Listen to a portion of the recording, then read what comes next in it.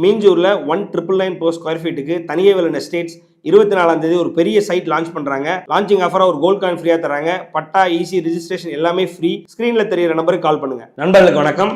So விடாமுயற்சியினுடைய teaser வந்துருச்சு. நம்ம channel தான் எனக்கு தெரியுங்க, ஏறக்குறைய சும்மா சொல்லலை. குட் பேட் அக்லி வந்து பொங்கலுக்கு கிடையாது அப்படின்னு கன்ஃபார்ம் பண்ணோம். இதுக்கு முன்னாடி உள்ள வீடியோ பார்த்தீங்கன்னா தெரியும். என்னன்னா, கிடைக்கிற இன்ஃபர்மேஷன் ஃபுல்லாக கிடைக்க மாட்டேங்குது, அதான் பிரச்சனை. குட் பேட் அக்லி பொங்கலுக்கு கிடையாது, ஆனால் விடாமுயற்சி தான் பொங்கலுக்கு அப்படின்ற இன்ஃபர்மேஷன் உண்மையிலே எனக்கு தெரியாது.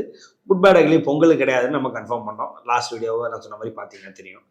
சரி, விடாமுயற்சி இப்போ பொங்கலுக்கு நான் போச்சு.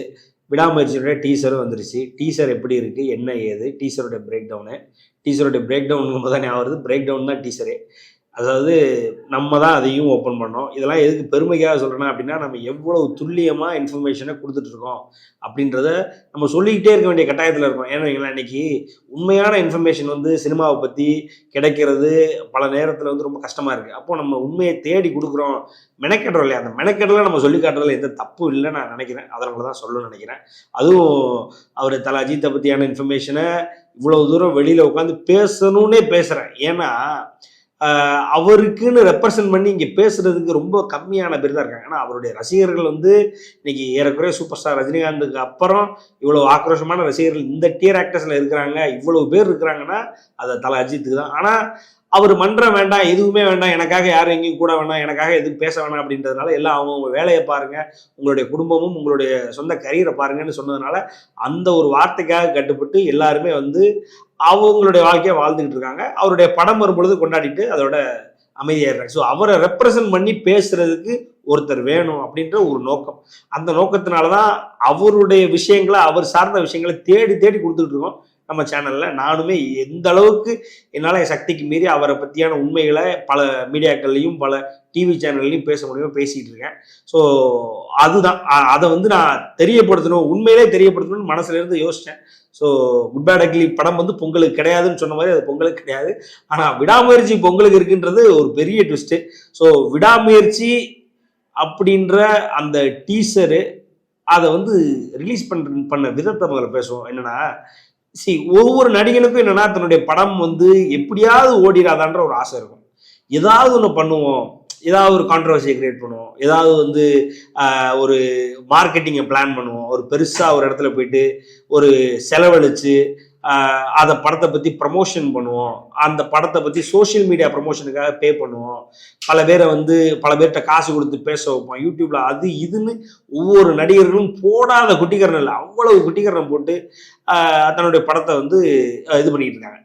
ஒரு டீசர் ஆகட்டும், ஒரு ஃபர்ஸ்ட் லுக்காக இருக்கட்டும், அதை எப்போ ரிலீஸ் பண்ணணும், எந்த டைமில் ரிலீஸ் பண்ணணும், அதை ரிலீஸ் பண்ணுறோன்னு 10 நாளைக்கு முன்னாடியே சொல்லி அதை இப்போ ரிலீஸ் பண்ணுறோம், அப்போ 24 மணி நேரம் தான் இருக்குது ரிலீஸ் ஆகிறது, 23 மணி நேரம் 22 மணி நேரம் கவுண்ட் டவுன் போடுறது, அது இதுன்னு போடாத குட்டிக்கிறோம்ல. ஆனால் இங்கே ஒருத்தர் இருக்கார் தல அஜித் குமார் அப்படின்னு, எதை பற்றியும் கவலை இல்லை அவர். எந்த நேரத்தில் வேணாலும் ரிலீஸ் பண்ணுங்க, என் ரசிகர்கள் எனக்காகன்னு தேடி குமிஞ்சிருவான் தேட்டரில் அப்படின்ற ஒரு அசுர நம்பிக்கையில் ஒரு அசுர பலம் படைத்த ஒரு மனிதர் இருக்கிறாருன்னா அவர் தல அஜித் தான். என்னன்னா, ஒரு 11 மணிக்கு நைட்டு ரிலீஸ் பண்ணுறாங்க. வேடா ஒரு நியாய தர்மம் வேண்டாம் உங்களுக்கு.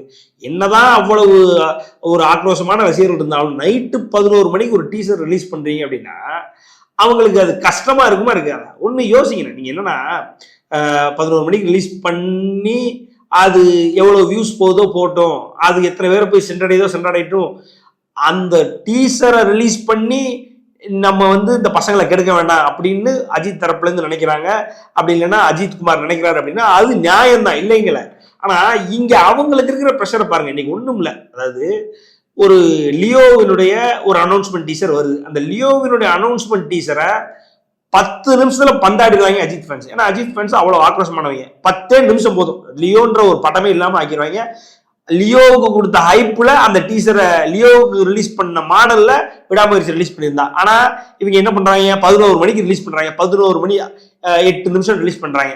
அப்ப அப்படி ரிலீஸ் பண்ணும்போது விஜய் ஃபேன்ஸ் ஏற்கனவே அஜித்தை பத்தியும் அஜித் குடும்பத்தை பத்தியும் தரக்குறவா பேசுறது வைக்கிறது, அஜித் ஃபேன்ஸ் வந்து ரெக்கார்டு வைக்க முடியாது அது இதுன்னு பொய்ய சொல்றது, இப்படி பல வேலைகள் இருக்கிறாங்க.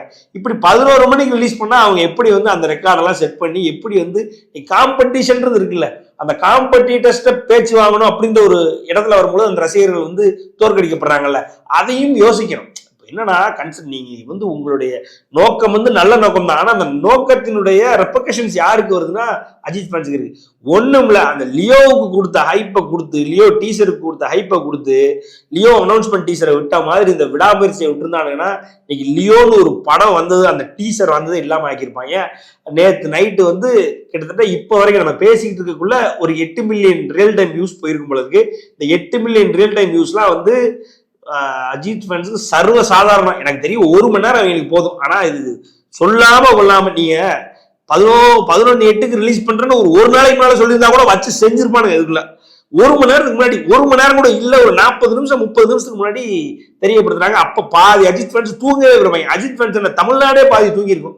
ஏன்னா இன்னைக்கு பாத்தீங்க அப்படின்னா ஒரு அஜித்தினுடைய படத்தினுடைய அப்டேட் வந்து அஜித் ரசிகர்களை மீறி அந்த மனிதனின் நல்ல எண்ணத்துக்காக ஏறக்குறைய அவரை ரசிக்கிற தமிழ்நாட்டினுடைய ஒரு பெரும்பகுதி எதிர்பார்த்துக்கிட்டு இருக்கு. அப்ப அந்த பெரும்பகுதி தூங்கிட்டு இருக்கும்போது நீங்க இந்த டீசர் ரிலீஸ் பண்ண என்ன பண்ணல என்ன, இது வந்து எனக்கான ஒரு கோபம். இந்த கோபத்தை நான் பதிவு பண்ணணும்னு ஃபர்ஸ்ட் அதுல இருந்து ஆரம்பிக்கிறேன்.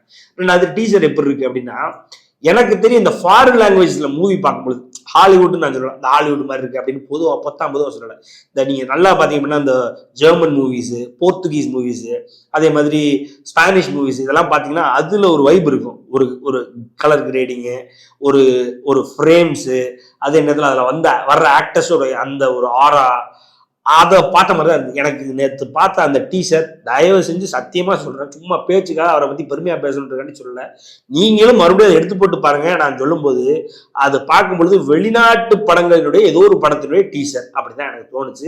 அதுல வர்ற ஹீரோ இல்லாம, ஹீரோ அவர் ஏற்கனவே ஹாலிவுட் தரத்தில் உள்ள ஹீரோ, அதை விடுங்க. இங்க இருந்து ஹாலிவுட்ல ஒருத்தனை பிக்கப் பண்ணணும்னா அது இந்த மனிதர் அஜித் குமார் மட்டும் தான் பிக்கப் பண்ண முடியும். அந்த அளவுக்கு ஒரு மனிதர்.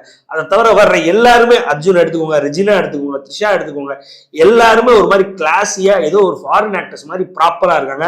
அதற்கேற்ற பேக்ரவுண்ட்ஸ் இருக்கு, அதற்கேற்ற லுக் அண்ட் கிளாஸ் இருக்கு. மாசே இல்ல, மாஸ் அந்த டீசர்ட்ல மாசே வேண்டாம் முடிவு பண்ணிட்டாங்க, கிளாஸ் தான் அப்படின்ற மாதிரி. ஆனா அந்த கிளாஸே மாசா காட்டுறோம்னா அஜித்தை ஃப்ரேம்ல வச்சுட்டா போதும். ஒண்ணும் இல்லைங்க, டிக்கியே திறந்து உள்ள இருந்து பொருள் எடுக்கிறத எனக்கு தெரிய காலங்காலமா, அதாவது 80களில இருந்து எடுத்துக்கிட்டு இருக்காங்க, ரைட்டுங்களா? ஆனா டிக்கியை திறக்கும் போது ஒருத்தர் முகத்தை காட்டும் போது இவ்வளவு கிளாஸ் அண்ட் மாசா ஒருத்தரால இருக்க முடியுமா?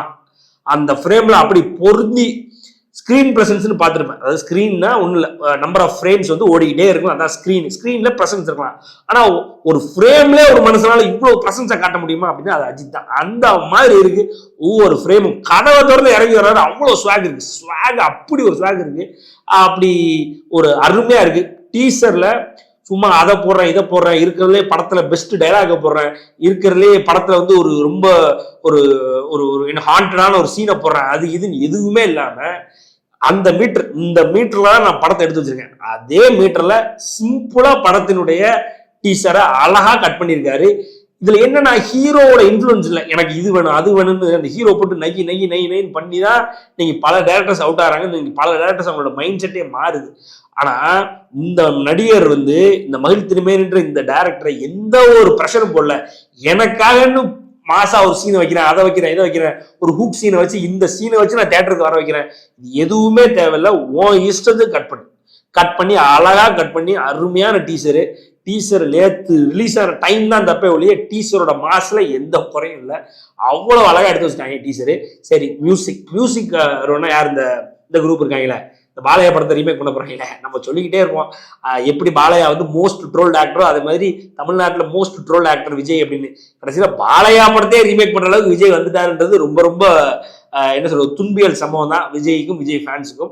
ஸோ இந்த பாலையா ரீமேக் படத்தினுடைய இந்த நடிகரோட ஃபேன்ஸ் வந்து என்ன சொல்றாங்க அப்படின்னா, டீசருடைய மியூசிக் சரியில்லை, அனிருத் எங்களுக்கு தான் மியூசிக் நல்லா போடுவாரு, அஜித் வந்து போடவே மாட்டாரு அப்படி இப்படின்னு சொல்லிக்கிட்டே இருக்காங்க. நீங்க ஆனா அந்த மியூசிக்கை ஒரு தடவை கண்ணை மூடி நீங்க லிசன் பண்ணீங்கன்னா உங்களுக்கு தெரியும், ஒரு ப்ராப்பரா ஒரு ஹாலிவுட் லெவல்ல ஒரு மியூசிக், அதாவது நமக்கு எந்த டச்சுமே இப்போ அதாவது ஒரு ஒரு குழு ஒரு இனம்னு இருந்ததுன்னா அந்த இனத்துக்குன்னு அந்த இனத்துக்கு பிடிச்ச மாதிரி அந்த குழுவுக்கு பிடிச்ச மாதிரி இப்ப தமிழ் இனம் தமிழ்நாடு அப்படின்ற மாதிரி இருந்ததுன்னா இந்த மக்களுக்குன்னு ஒரு இசை இருக்கு. அந்த இசையை நம்ம பயன்படுத்தவே கூடாது. இதற்கு முன்னாடி இவங்களுக்கு பழக்கப்பட்ட இசையும் பயன்படுத்தக்கூடாது. ஒரு கம்ப்ளீட்லி புது ஜேர்னல்ல ஒரு புது மாடல்ல ஒரு புது வகையான இன்ஸ்ட்ருமெண்ட்ஸை பயன்படுத்தி ஒரு ஒரு அந்த அதாவது என்ன தன்மைன்றதையும் விளக்கணும். அதே நேரத்தில் அந்த டீசர்ல என்ன சொல்ல வராங்கன்றதையும் விளக்கணும். ஆனா கம்ப்ளீட்டா புதுமையா இருக்கணும் அப்படின்ற மாதிரி ஒரு அவுட் கம்ப்ளீட்டா அவுட் அண்ட் ஒரு ஆஃப் பீட்ல போயிட்டு அனிருத் வந்து ஒரு டிஃப்ரெண்டான மியூசிக்கை பிளே பண்ணியிருக்காரு. அதை கேட்கும் போது அது வந்து உண்மையிலே நர்வ்ல அதாவது நமக்கு ஒரு இன்ஸ்டிங்க்டை கொடுக்கும் தெரியுமா. ஒரு சிலதெல்லாம் வந்து ஒரு புதுமையான விஷயத்த நமக்கு வந்து இது பிடிக்க ஆரம்பிக்கும் தெரியுமா. அந்த மாதிரி ஒரு 3 தடவை கேட்டீங்கன்னா அது பிடிக்க ஆரம்பிக்கும். ஒரு வேற மாதிரியான வைபை கொடுக்குற மாதிரி ஒரு அருமையான மியூசிக் போட்டிருக்காரு. இந்த படத்துல இருக்கிற பேக்ரவுண்டுக்கு நான் சொல்றேன் அனிருத்துக்கு நேஷனல் அவார்டு கிடைக்கும், கண்டிப்பா கிடைக்கும். ஏன்னு வைங்களேன், இந்த படத்தினுடைய பேக்ரவுண்ட் இசை வந்து முற்றிலும் புதியதாக தமிழ்நாட்டுக்கு ஏன்னு சொல்லப்போனா இந்தியாவுக்கே புதுமையானதாக இருக்கும். மகிழ் திருமேனி அப்படியான ஒரு அவுட்புட் எடுத்திருக்காருன்றதை சொல்லிட்டே இருக்கலாம். அதுக்கப்புறம் நான் சொன்ன மாதிரி ஃப்ரேம்ஸ் எப்படிதான் அந்த சினிமாட்டோகிராஃபர் இவ்வளவு அழகான ஃப்ரேம்ஸை எப்படிதான் பிடிச்சாரோ அப்படின்றது தெரியல. அப்போ எங்க ஷாட்டை வைக்கணுன்றது அழகா தெரியுது. வேலை போட்டு வாங்கியிருக்கிறாரு யாரு மகிழ் திருமேனி. அதுக்கப்புறம் பார்த்தீங்கன்னா பிரேக் டவுன் நம்ம சொன்னோம், இதைதான் நம்ம மறுபடியும் சொல்றோம். அஜித் அவர் சம்பந்தப்பட்ட ஒவ்வொரு விஷயங்களும் தேடி கொடுக்கறதுல நம்ம ரொம்ப மெனக்கெடுறோம். உண்மையோ பொய்யோ ஆனால் கஷ்டப்படுறோன்றது உண்மை. அதை மட்டும் நீங்க நம்பணும். பிரேக் டவுனுடைய ஒரு தழுவல் தான் இந்த படம். அந்த பிரேக் டவுனுடைய ரீமேக் தான் அந்த படம்ன்றது நம்ம தான் சொன்னோம். இது ஏறக்குறைய அதாவது 99% அந்த படம் தான், பிரேக் டவுன் தான். மறுபடியும் சொல்றேன், அன்னைக்கு சொன்னதுதான் இன்னைக்கு சொல்றேன். சொல்லி ஒரு 3-4 மாதங்கள் இருக்குன்னு நினைக்கிறேன். பிரேக் டவுனோட தழுவல் இல்ல பிரேக் டவுனோட ரீமேக் அப்படின்னா அது மட்டும் உண்மையாகும் பட்சத்தில், உண்மைதான் நினைக்கிறேன், உண்மையாகும் பட்சத்தில் இந்த படத்தை எவன் நினைச்சாலும் நிறுத்த முடியாது. ஏன்னு வைங்களேன், இந்த படத்துல த்ரிஷா அவர்களுக்கும் அஜித்குமார் அவர்களுக்கும் ஒரு எமோஷனல் கனெக்ட் இருக்கும் பாருங்க. அது வந்து ஒரு 25 வயசுக்கு அப்புறம், அது கல்யாணம் ஆனவன் எடுத்துக்கோங்களேன், 25 வயசுல இருந்து ஒரு 45 வயசு வரைக்கும் எவன் படம் பார்த்தாலும் அவனை அழ வைக்கும். ஒண்ணு. 2வது, இது பெண்களுக்கு மிகவும் பிடித்த ஜானர், ரைட்டுங்களா. அதுல அஜித்குமார் பெர்ஃபார்ம் பண்றாருன்னா அவங்க உயிரை விடுவாங்க. அந்த அளவுக்கு ஒரு ஆழமான கதை, ஒரு குடும்ப கதையை எடுத்து கிளாஸா கொடுக்கணும். நான் என்ன சொல்றேன், வீரம் ஒரு எவ்வளவு ஒரு குடும்ப சம்பந்தப்பட்ட அதுல ஒரு அண்ணன் தம்பிக்குள்ள ஒரு எமோஷன் இருக்கும் இல்லையா, அந்த எமோஷனை பேசின படம். அந்த மாதிரி இது குடும்பத்துல ஒரு மனைவிக்கும் ஒரு கணவனுக்கும் அப்படி இல்லைன்னா ஒரு பாய் ஃப்ரெண்டுக்கும் கேர்ள் ஃப்ரெண்டையும் கனெக்ட் பண்ணக்கூடிய ஒரு அழகான கதை. அந்த கதையில அஜித் டாப் கிளாஸ்ல டாப் நாஷா நடிக்க போறாரு, அதுல எந்த மாற்றுக்கருத்தும் இல்லை. இது குடும்பங்கள் பார்க்கக்கூடிய ஒரு ஹாலிவுட் தரத்தில் அப்படி இல்லைன்னா ஒரு ஃபாரின் லாங்குவேஜினுடைய ஸ்பெஷாலிட்டிஸ் கொண்ட ஒரு படமாக அமையும். அது நேற்று பார்த்த டீசர்லேயே தெரியும். டீசர்ல நான் எப்பவும் சொல்ல பாருங்க, முதல் ஹாஃப்ல ஏன்டா அஜித் படத்துல முதல் ஹாஃப்ல ஏன்டா அஜித் இருக்கான்னு, என்னடா அஜித்தினுடைய பிரசன்ஸே பெரிய அளவுல இல்லையே, அஜித்தினுடைய தேவையே இல்லையே, வில்லனுடைய டாமினன்ஸ் அவ்வளவு ஜாஸ்தியா இருக்கும். படத்தை கண்ட்ரோல் எடுப்பாரு பாருங்க செகண்ட் ஹாஃப்ல. இன்டர்வல்ல ஒரு ட்விஸ்டை கொடுத்து செகண்ட் ஹாஃப்ல கண்ட்ரோல் எடுப்பாரு பாருங்க. செதறி தெரிச்சு ஓடுவானுங்க. அதாவது வில்ல ஒவ்வொருத்தரும் ஏன்டா அந்த ஆள்கிட்ட போயிட்டு நம்ம வம்பிழுத்துட்டோம் அப்படின்ற மாதிரி தெரிச்சு பயந்து ஓடுவானுங்க. அப்படிப்பட்ட ஸ்டண்ட்டும் அப்படிப்பட்ட நீ யாருன்னு தெரியாம என்கிட்ட உரசிடா அப்படின்ற மாதிரி, எப்படி ஒரு ரியல் லைஃப்ல அஜித்குமாரை தெரியாம அஜித்குமார் ஃபேன்ஸை தெரியாம உரசிட்டு ஒருத்தர் செத்து கிடப்பாங்களோ அந்த மாதிரி இந்த படத்துல யாருன்னு தெரியாம நீ என்கிட்ட உரசிடா அப்படின்ற மாதிரி ஒரு ஆங்கிள் அஜித் திரும்பி இவங்களை பார்க்கும் பொழுது இருக்கும் பாருங்க ஒரு மாசு. அதுதான் செகண்ட் ஹாஃபுக்காக ரொம்ப நாளா ஏறக்குறைய அந்த தமிழ் சினிமாவில் செகண்ட் ஹாஃப் நல்லா இல்லைன்ற பிரச்சனையை ஜெயிலர் முடிச்சுது. அதுக்கப்புறம் வேட்டையன் வந்து முடிச்சுது. அதுக்கப்புறம் வேற லெவல்ல எடுத்துட்டு போகுது. அதாவது செகண்ட் ஹாஃப் வந்து 1 மாசம் எடுக்க முடியும் அப்படின்னா இந்த விடாமுயற்சியை பார்த்துட்டு நீங்க நான் சொன்னது உண்மை நம்புவீங்க. அது வரைக்கும் ஸ்டே டியூன்ட். அஜித் தல ரசிகர்கள் அஜித்தினுடைய மொத்த அப்டேட்டும் அள்ளி கொடுக்க தயாரா இருக்கும். நன்றி, வணக்கம்.